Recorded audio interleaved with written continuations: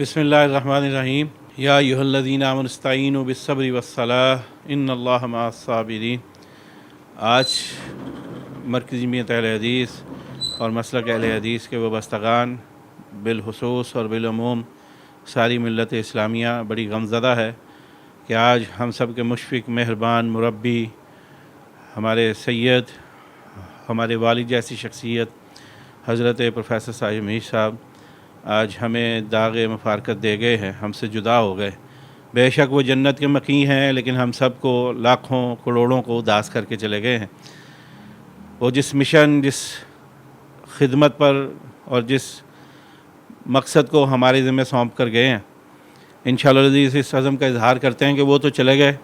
لیکن ان کا لگائے ہوئے پودے کو، قرآن و سنت کی خدمت کے اس پودے کو انشاءاللہ ہم آبیار بھی کریں گے،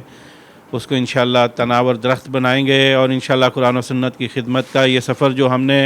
ان کے زیر سایہ، ان کی زیر شفقت اور ان کے دکھائے ہوئے راستے سے اور ان کی بتائی ہوئی راہوں پر شروع کیا تھا،